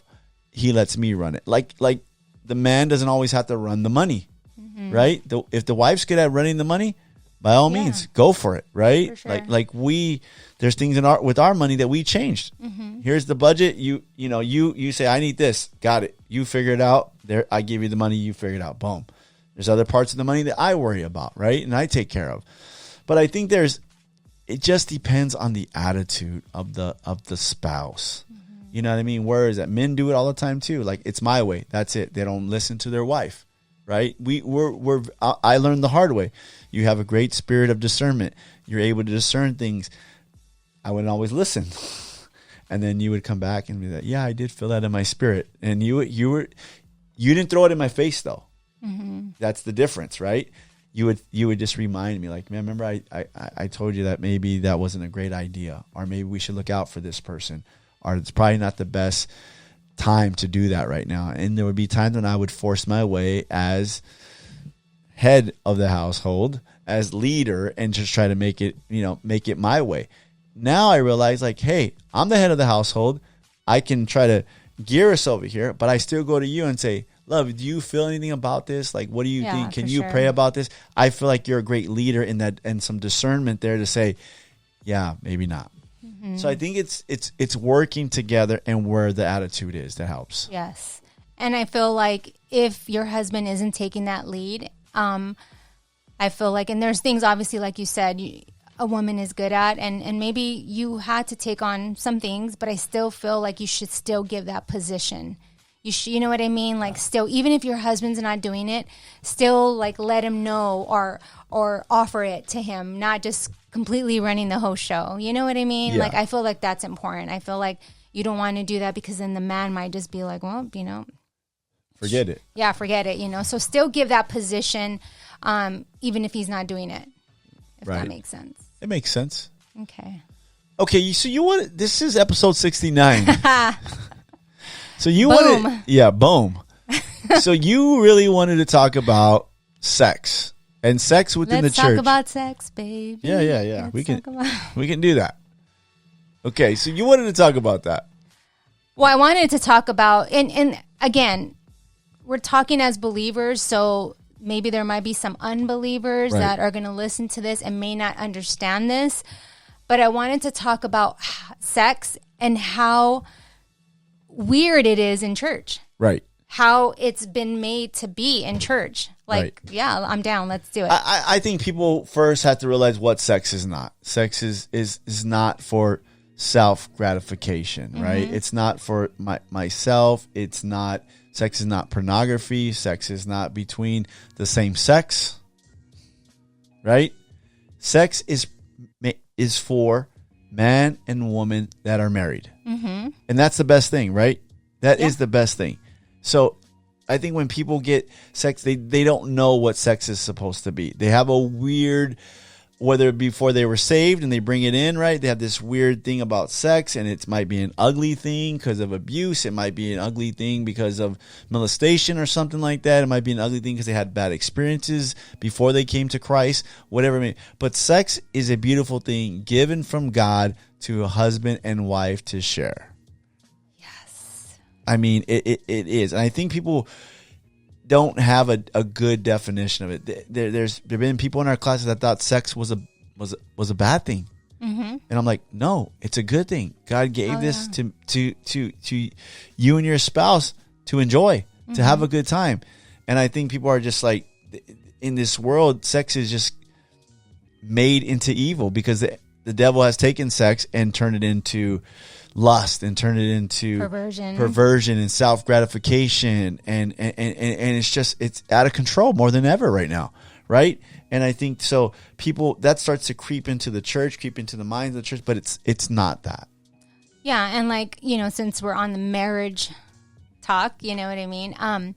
That's why I think it's important to talk about it, because it's like once you say that word, Christians, believers, they freak out. It's like if it's some bad thing, but everything that you just said right now is what sex is, right? And what sex is not. Like, how beautiful is sex? Again, I'm talking about this in front of my son because he hears it all the time from me, and from us. Like, we have no problem talking about sex, and we don't make it weird. This whole thing of it being this weird thing amongst the church, it has to stop. Right. I mean, it just blows my mind, the things that I hear. I'm just like, okay, so I'll start off with this. Okay. I was at a bridal shower, and the young girl, and these are church people, so the young girl, she's in her 20s. She's opening up all her things, and at a bridal shower, there's lingerie and, there's all that type of cool stuff. So I'm laughing because your face, I'm so sorry. Whatever. What's wrong with my face? Mr. 69. Wow, Mr. 69. Here we go. Anyhow, okay. So, I'm at this bridal shower, and so the young girl's opening up her gifts or whatever. So this older woman next to me says, "Oh my gosh, because I think she opened up and it was a book."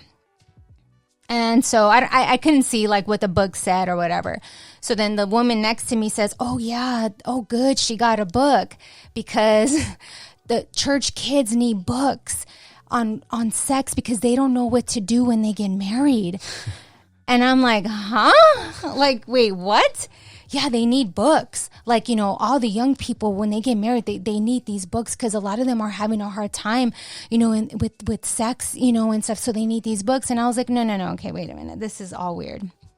So I was like, no, I got married, we were both virgins. So I said right there, I was like, oh, me and David were both virgins. We knew what to do, and so like that, like offended the woman. And she was like, well, don't get ghetto, like, I was like, it ain't about being ghetto. Those are facts, Right. So I started thinking. Even animals know what to do. That's what I was just going to say. It's a natural thing, right. But I'll tell you why. Tell me. Those young people, according to that woman, supposedly need books. Why? Because sex is this shameful thing in church. Right. Sex is this bad thing in church, right? Oh my God, So these young kids that are getting married that are acting like that, it's because they're so shameful of it. They're not, in tune with that because why? The church has made it seem like it's some bad thing. Don't talk about sex. Oh my God, nothing. Then on the opposite, you have the world telling you all the things that sex is not, all the perversion and everything that comes along with the way the world, So these kids that are growing up in church, they have it jacked up because the world is telling them how perverted it is. But as a church, we're letting the world take over on what these kids, church kids, can talk about sex or to think about sex is what the world gives us. And that's all perversion. So I was thinking about that and I was like, man, that's just so weird, like it has to stop, Well, the problem is it's difficult for people to talk about sex in the church, right? They talk about don't fornicate, don't commit adultery. But what do they talk about to people that are getting married, are thinking about getting married, are teaching the young people? Young adults. Young adults. You're not teaching them anything like really what sex is and what it needs to be within the marriage, bedroom. You know what I mean? It's under God, right? And how God looks at it. People have weird things about sex, just like some people have said it's a ministering to your spouse, when I hear that type of stuff, it just gets real weird. And we tell people all the time, sex is a great time between you and your spouse. It's a special time. It's a great time, a fun time. It's an exciting time. It's a physical, great feeling time. It's pleasure for you pleasure. and your all this stuff. And I think what you said, pleasure. I think when we think pleasure, we think, oh, that's evil. We're not. And I tell them, look, I don't think God, He created this. We didn't make this. No. This is something that man didn't make. God created this for husband and wife to get married. And I think He says, hey, you're married? Have fun, kids. I'm out. Yep. and that's it. It's very simple. But because it got so watered down, perverted, and it kind of creeped into the church, we don't talk about it. It gets weird, and it's just like, no, you have to be very transparent. Look, before marriage, it's not a good thing. Mm-hmm. It affects you. But if after marriage, it's like the devil wants to try to make, before you get married, try to make you have sex with everybody and anybody, right? Mm-hmm. And then after you get married, what is he trying to do? He's trying to stop you from having sex with your spouse. Mm-hmm. So, and just because he's doing that, that tells you how important it is. Oh, yeah. It's very important. So important. And it's like, I think, of course, you're not going to just be at church and, oh, yeah, I'm talking about sex in the lobby. I mean, it doesn't go down like that. I mean, so don't I hope it doesn't. So people don't freak out. That's not what I'm saying here. But what I'm saying, in the right setting, to where, you know what I mean? And obviously age appropriate. Let's come on, let's keep it real here. But it should be talked about. You know what I mean? It should be part of premarital. It should be part of a marriage class. It should be part of some young adult ministry. You know what I mean? On, of course you're going to talk about, no, you shouldn't have sex before marriage, but what is sex really? Yeah, you know what I mean? That's the problem. I think in church, what do? You have your little purity thing. Just don't have sex before you get married. Nothing's explained. No. The benefits of being with one person your whole life. Why is that important? Talking about the perversion going on in the world, and why that's not good, and what you allow, pornography, online stuff into your mind, how that could affect you. I think those are all things you have to include in that discussion with young people, within the church. Yeah, and don't make it all weird. Yeah. It's all weird, And then what about, too, for like the young girl or dude that, made some mistakes and had sex before marriage, and then they come to church and then church makes it weird. Yeah. Oh, you have to be pure. And it's like, well, I don't feel pure. Exactly. Because I've had sex already. So then they feel all shameful and they feel all weird about it. So why are we doing that? Why as believers do we shame sex? We should be letting, them know how beautiful it is. It's the only relationship that you can have and you're able to do it. Yeah. That's crazy. When you're married, that you can have every other relationship, but sex is what separates every other relationship, right? Yes. Because it's just between you and your spouse. Mm-hmm. It's an amazing thing. And I think people have to realize, first of all, what sex is, what's God's intention for sex, and what sex is not. Mm-hmm. And once they learn that, then they have a better understanding. Still would be difficult not to have sex if you're dating somebody for a very long time. That's just part of our flesh. That's part of being a human. And it's like anything else. It is a very strong force. And it can be difficult, but you have to refrain or get married, do whatever. That's another thing too. I think people think like, hey, get married because if you're going to have sex, just get married, And I think sometimes that it's like, man, I don't know if that's the best idea or the best advice sometimes. Mm-hmm. It gets difficult. Yeah, it does, So it's like please, believers, Christians, please stop making that such a weird thing. Right. It's not weird. It's a beautiful thing that a man and woman share when they're married. Quit making it a shameful, disgusting word because it's not. God invented it. God created it. So quit it. Boom. God invented it. That's all I had to say about that. All right. Nice. So, man, we've already been going like an hour and a half here. Yeah, I think we should wrap it up. Okay, Cam's going, let's wrap this sex talk up, man. Sorry, Cam. He's like, I'm hungry. Because of sex is why you're here. You know what I mean? It's true. Yeah, you're hungry too, right? Okay, but you had some questions. Yeah, so I put on my Instagram, hey, if anyone has some marriage questions for a marriage podcast, put them right here and your name won't be said. Okay. Just the questions will be. Okay, so we're not going to do the Furious 5 this time, Cam. We're just going to give these. What? You wanted to do the Furious 5? Well, I thought you were going to come at me with the Furious 5. Oh, okay. So you so you're not even prepared for Furious 5. I'm always prepared. Yeah, right. That's my job. We'll see. That's my job as the host of the Street Gospel Podcast, to be prepared. Are you prepared? Furious 5. Your hair, it's sticking out right there. I know you're going to get mad on the behind right there. There you go. There? Okay. See, I'm looking out for you. Thanks, love. That's what I do. Okay, let's do these questions first. We won't do a lot. We'll just do a few. Give me your top 3. Top 3? Yeah. Might be top 4, okay? Okay, so I better hide my phone so no one sees who they were from. Okay. First one. Okay. My husband puts everyone before me, even my kids. Is that okay? Definitely not okay. Definitely not okay. Listen, your wife, your spouse comes before your kids. Boom. It's a fact. Okay? If I put the kids in front of you, that means you're behind the kids. And that's not the order that God put it in.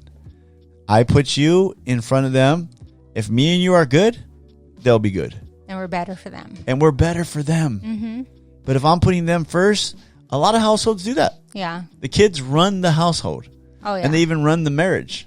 That's yeah. not the intention that God made. That's not what he intended. That this is not the order. The order is the headship, the husband, the wife, and together they're working. The marriage comes first, because if the marriage is strong, then the kids will see that, and that'll be strong. The foundation. It's the foundation again. Yep. Don't be on crack. Don't be on crack. It's All whack. right. Okay, the second one is... Okay, why did I put these on my phone? The second one is best advice on how to avoid useless arguments. Best advice on how to avoid useless arguments. Take a knee. Take a knee. Okay, if your spouse wants to have a useless argument and you realize it's useless, it's unfruitful, it just doesn't make sense, then if it's so useless, then say to yourself, just let her win. Okay, love, got it. Don't worry about it, right? Because if it's useless, then why do I need to argue it? It's just, Yeah. it's not going to go nowhere. Yeah. And I think too, once you have been married and you gain some wisdom, you know, when they're like me and you, there's times where we're like, okay. There's a lot of times when I realize that you're trying to start a fight for no reason. Shut up. And it's useless. And so I just go, you know what? I'll be back. I'm going to jujitsu. I'm going to choke some guys out. And then I'll come back and I'll be better for you. Hush. Just being But real. that's true sometimes. But yeah. But what I'm saying is that me and you recognize like, okay, this is dumb. And we completely like stop it. Like it could be like in the middle of it. And then we're like, okay, this is dumb. Right. Right. And then we just kiss each other and we're like, okay, let's just, forget about it. Forget about it. Forget about it, Donnie. Okay. Question number 3. Number 3. Should both working spouse... I like that you're squinting because you don't I have your know glasses. I don't have my glasses. Sorry, guys. Should both working spouses have checks deposited into the same bank account? Okay, so yes, but okay, so we have one main bank account, me and you, and you have that card, I have that card. That's the where bills get paid. That's where groceries get bought and other needs for the house get done. And then you have a small bank account that you keep and that you have just for things that you need, right? And then I have a savings account, and we're very transparent, and those are very open. All the cards we share. There's nothing that we hide from each other. I think it's in the intention. I think you need one household bank account. Yeah. If you want to have a little side bank account to save money, or you have one because you have needs. Hair done, nails done, Starbucks, whatever you need, you put it in there, and that's fine. But I think couples, it's in the intention. Yeah. Why do you have 2 different bank accounts? Yeah, if it's to hide to what hide. you're spending, if it's to hide how much is coming in, then that's wrong. Right. I mean, it depends on the situation and the dynamic of, like, obviously the working situation, because you're the breadwinner. So I only work 3 hours a day, right? Whoop-de-doo. Shush.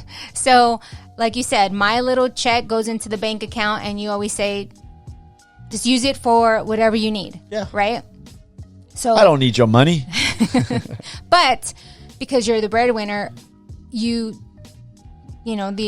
bigger bank account, that goes to like It's everything. shared. Yeah, it's shared. So I, use that card for the household needs and other different things like that.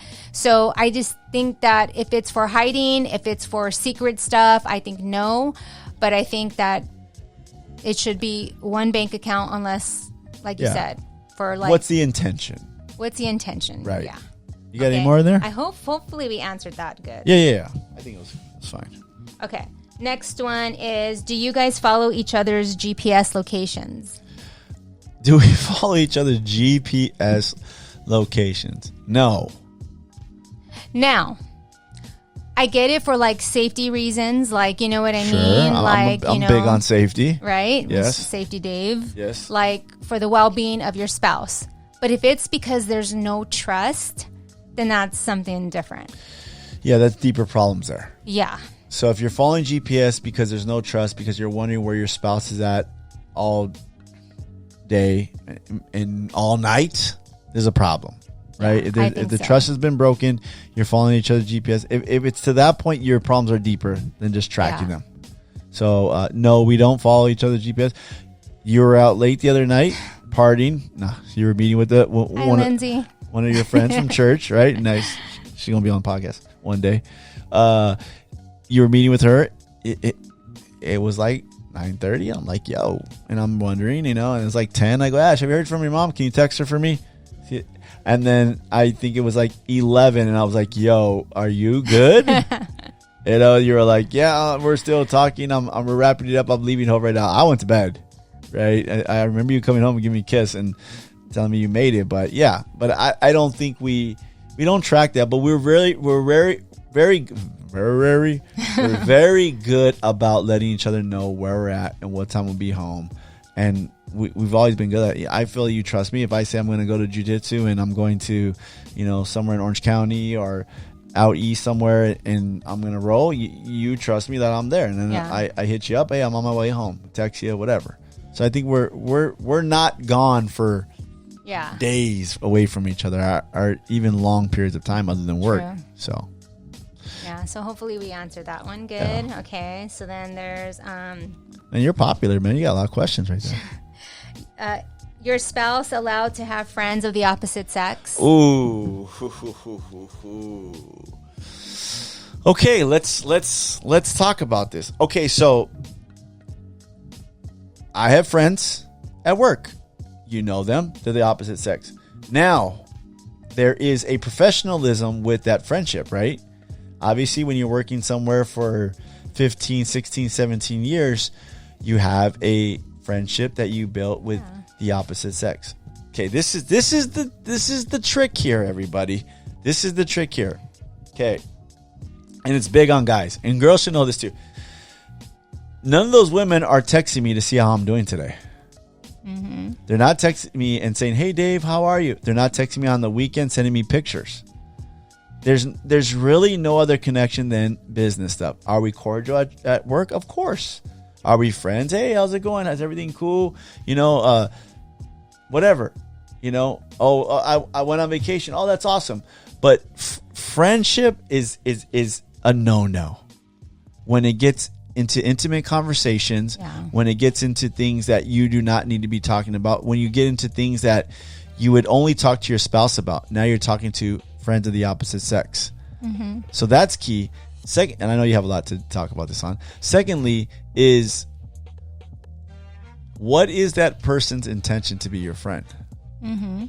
And I'll just be 1,000. Men, you know what your intention is if this chick's trying to be your friend, and you know what that chick's intention is, and she's trying to be your friend. And if you sense anything, or if you look at that woman and you're like, wow, she wants to be my friend, then I'll tell you right now, you don't need to be friends. Mm-hmm. Yeah. And then let's be real. If you have a friend and you're like, well, I'm not attracted to him or to her, but are they attracted to you? That's the problem. Okay. So that's one. We hear this a lot, and I think it's a lot of times, well, they were my friend before I got married. They were my best friend before I got married. Sorry, that they could still be you and your husband's friend. You know what I mean? But this whole, like you said, this whole texting each other, going out to lunch together without your spouse, I feel that's big no. Right. Because, again, like you said, intimate conversation. What do you do if when I'm with my girlfriends, we're having intimate conversation about stuff, right? I'm pretty sure your best friend or your friend of the opposite sex, when you're hanging out with them, it's not just surface stuff. Yeah. You're talking about some deep stuff there, which from the opposite sex, the only one that you should be having those type of conversations with is your spouse, right? Yep. We hear this a lot from men. Well, I this is a big one. This is ridiculous. Oh, well, especially from some believer men, some Christian men. Oh, well, they're not saved. So they're not believers. So I'm trying to lead her to Jesus. I'm like, okay. And I say this in the class all the time, and everyone always laughs, but it's true. You are not Captain Save-A-Ho, okay? Sorry. You are not Captain Save-A-Ho. There's a woman like that. Then don't save her. You don't want to be saved. You lead her to your wife. Then you say, hey, you know what? My wife, here's her number. Why don't you reach out to her? And the wife knows, right? Yes. Because let's be honest, I've had people, especially with this podcast, Yes. reach out and say, hey, this is great. Yes. And I've said, and if it's a female, I usually say, hey, great, thanks for watching the show. Hey, this is my wife's number. Or hey, if you need to reach out to somebody, here's my wife. You can call her. She's very open. And there has been good women that have reached out to you and said, yeah. So I sure. think, even with work people, if they come up to you and they talk to you and they're trying to get to know you, I feel better about that. Like, man, like, yeah, okay, this person's intention is not evil, right? It's not bad. Like, that's great. Okay, cool. And you can have that. But if like if they have some sort of vibe or something like that, it's weird. Yeah. And I'm just going to tell this story. So we went to a gathering. I'll just say that, so I don't want to put anybody on blast. But we went to a gathering and we were sitting at a table with couples. It was a wedding. And there was all couples in this table, right? Shout out to Joey. I got to say that. Because remember, Joey kept messing with us about this. Okay, yeah. So I had to say shout out to Joey. Okay, He's a so funny guy. we're sitting at this table, and there's a couple to the left of us, couple to the right of us, and there's one guy there. His wife didn't come, right? And the couple to the right of us, I could have swore that. Oh no, you're talking about a different story. Okay, got you. I'm thinking you're talking about something else. So Okay, that's okay. why I said shout out to Joey. Never mind. Okay, I was like, we told Jerry that story. I don't remember. So the couple to the right of us, the wife was talking to the guy that his wife wasn't there, and they were like kikiing. That's the right word. Kikiing and everything, showing pictures to each other, laughing. And I'm like, you're hitting me under the table. I'm hitting you under the table. Because I got confused. So I said, Right. and I even whispered to you, I said, which one is her husband? Because I thought the guy to the left of her was her husband, but she was way too close to the guy on the right of her. So then I thought I messed up. And then I told you, like, on the side, I was Yeah. like, no, that's her husband. Yeah. So they had no connection. I could have swore that she was married to the other dude. Mm-hmm. And then you finally just popped off. Well, because I'm thinking like, oh, well, if that's her husband, the guy, like you told me, the guy on the left, then for sure the guy on the right's her brother. Because there's no way that you're going to be that close to someone and he's not your brother. So then I said, oh, is he your brother? Ding dong. Oh, I was like, I was hitting your leg underneath the table. I'm like, yo. And I then thought that for sure. and she was like, oh no, we're just best friends. Yeah. And me and you were like, no, homie.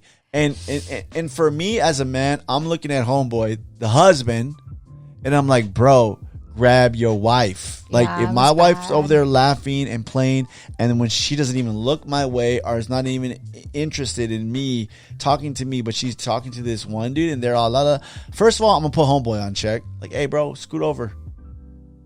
Come sit over here on my side. Then I'm gonna put my wife on check. Like, yo, what is the deal here? So that's a setup for something. There's no way you become best friends. No, not at all. There's no way after you're married, if you have a male best friend after you get married, it's cut off right there. Mm-hmm. You're not friends no more. He's not texting you at night no more. You're not going to Starbucks together. You're not getting lunch, right? You're not DMing each other. No. That gets done with. That's over, right? Mm-hmm. Because men think extra all the time when it comes to that stuff. They're always thinking more. Yeah. And then just to wrap that whole situation up, the saddest part was when her husband was talking, she was too busy with that guy. Then she wouldn't even look, and her husband was sharing some personal things, right? Right. She wouldn't even look his way. Then when the guy to her right went to the restroom, her husband was still talking and sharing things. She didn't even look up. She went straight to her phone. And I was like, I felt so bad for her husband. Yeah, My I felt bad heart for her husband. really went out to him. But me, I'm like, bro, that's true. you felt bad for the husband. I was feeling like, dude, True. you got to do your job, bro. Like, Yeah. you know what I mean? Like, this shouldn't be happening. Like, I get it. People say, oh, I trust my wife. I trust my husband. I have no problem with that. No. It's always a setup. That's how everything starts, right? Okay, last question. One more? Dang. Yeah, last question. Or there's more, but This one. Save one for next time. Should you listen to worship music while having sex with your spouse? Yeah. Okay, this Go ahead. is not a joke. I'll let you answer this one. Go ahead. Okay, first off, this is not a joke. This is a real question. And I'll tell you why, because this is a thing that goes on with church people, which is the most weirdest thing I've ever heard in my life. Okay? When I first heard about this, I thought actually it was a joke. I was like, oh yeah, like me and you laughed about it. And we're like, nah, that's not a thing. Then we started hearing it more and more. And then we started hearing... Yes. Can't believe it or not. Yes. Was it the one time? No. No. No. This is a thing. This is a thing. thing. If you're out there and you're listening to worship music while you're having sex... God of wonder. Nah, Okay, man. and this is what I'll tell you how weird tell and us. twisted this is. And this is what I think, and this is what I picture. You're having sex with your spouse, right? And Oceans is on, right? And you're just doing your thing, right? Okay. And that's Saturday night, right? And you're having this great time. Yeah. Saturday night, you're having You sex. called me out upon Oceans the is on, water. right? So then the next morning, obviously you're going to church on Sunday morning, and Oceans comes on. What are you thinking about? You're not thinking about God. No! You're thinking about sex. You're thinking about, I ain't even going to go Okay. there. Yes. Star 69. You are thinking about what you done did last night. How does that even, how? It doesn't go.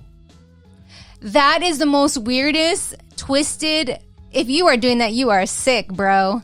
Like, I'm sorry. You are sick and you need to stop. Yeah. Okay? Put on something else, man. If put on some Key Sweat or something like that. You save worship for God. Yeah. Like, and, okay, yes, please. Put on some Johnny Gill or I don't know, man. Okay, you're telling our age. Well, hey, Key Sweat, man, it still bangs. I don't care what anybody says. Huh? Put on some ambrosia. Yeah, you can put on some ambrosia. You can put on something. That's way up back there. But you can put on, I don't know, you can put on some, At whatever. least some, like- if you need music, then hey, put on, there's a lot of music out there. I'm not saying you have to put on 2 Live Crew or anything like that. But you could find some nice romantic music to put on and you're fine. Or even instrumentals, right? Like, even- not worship instrumentals, but some good Yeah. instrumentals. Please. Quit it. Yeah. If you're out there, and it's funny because we started this off by talking about Bryn, and Bryn is the worship leader at our church. I am not having sex listening to Bryn and the worship band's CD. Sorry, bro, I'm not doing that. And if you're doing it out there, like Melissa said, you're weird. Yes. Please stop, okay? Let's wrap this up. Yes, I'm hungry. In I'm and hungry out. too. We get in and out. Okay, so we're gonna do a quick Furious 5 for you. You ain't ready. I'm ready. You didn't have it ready. Okay, I'm always ready. Okay. Okay. Question number 1 on the Street Gospel Furious 5. I know the answer to this, but I don't think everybody else knows it. Who was Melissa before she gave her life to God? I was a rebel. A rebel. What does that mean, though? I was a rebel. I legit had a spirit of rebellion. So I was a bad girl. Like, not in like a slutty way, y'all, or anything like that. Yeah, let's clarify that. Yeah. But in a way of, I wanted to be bad. I wanted to fight. I want to be tagger. So I wanted to tag on walls. I wanted to, any authority. I hated authority, any type of authority. I, didn't do good in school because authority, I couldn't handle it. Church authority, especially. I drove a lot of people crazy. I just wanted to fight, really, and just kind of like be this tough girl, like, don't try to fight me now because I don't. Well, you're still pretty tough. Okay, Still but pretty tough. For a 48-year-old woman, you're pretty down. I trust your skills. okay, so that's who I was. I was a rebel, and I wanted just to do hood stuff with my friends. Literally. Question number 2 on the Street Gospel Furious 5. What is your biggest fear? Water, Water? like as far as like, Yeah. okay, biggest because fear. I mean, God's been delivering me from fear Okay. because of the fact of like, I fear like, your safety. I fear for the kids' safety. I fear like getting sick and, all those things. So God really had to deliver me from that because I could go into fear big time. But water and airplanes are probably like my biggest fear. Water and airplanes. And and spiders. And spiders in that in that order. Okay. Yeah. Water, airplane, spider. Water, airplane, spiders. Why do you fear water? Because water's scary. Every nightmare of mine is me running and there's like a big wave and I'm getting to this gate and I'm climbing up the gate and the wave comes. Like, yeah, I'm not even. I love that you have the same dream about a tidal wave taking over you and you're trying to climb a gate. Yes. It's like me. I have the same dream every time. That your fault. That you're. I'm being chased. Oh, you're being chased. And I'm fighting. That's true. Yeah. It's funny. You always tell me like you were fighting in your sleep yesterday. I'm like, really? As long as I don't knock you out. Dead. Question number 3 on the Street Gospel Furious 5. When you're working out, what are you listening to? Kanye all day. All day. Kanye all day. That gets you going. Oh yeah. Nice. All day. Nothing else? You know what's weird? I will put on some R&B. Some R&B. Yeah, I do. Like Ash is always like, how could you work out to R&B? I'm like, girl, when I have some New Edition, some Escape and all that stuff, I get it. All right. Yeah. But Kanye overall. Kanye over everybody. Yeah. Question number 4 on the Street Gospel Furious 5. What is your biggest pet peeve? Dang. Surprised you didn't have that loaded already. Well, because I have a lot. Biggest one. Biggest one. Dang. Gosh.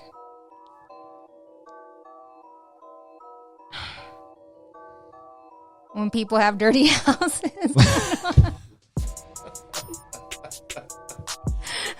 When people have... Okay, so for everybody out there that don't know, Melissa has a minor case of OCD. So she's a cleaner. Yeah, my house isn't perfect, but at least has to be clean. So then I don't feel type It's of way. overly clean. No, but I like it. probably if I go to someone's house and it's see, this is the thing though. People are going to judge me and they're not going to want to invite me. I can't. No, I'm good. I know. I was like, okay. Eddie, well, you should have said Tell me something that you think that is my biggest pet peeve. rude people. Oh yes, yeah. I thought for sure. that is probably more than the clean house. I couldn't think. Yeah. Rude people. It does something to my spirit. I can't handle it. If you're rude, I can't go around you. I can't do it. And I know, and not that I don't love you, and not that I won't have, be cordial with you. I will, but I won't be hanging out with you for sure. Yeah. I can't handle rude people. Yeah, rude people, man. It's respect is the bare minimum that you should have with anybody, anywhere. And when people don't have that, it just, yeah, it's all bad. I mean, if you're rude, it just shows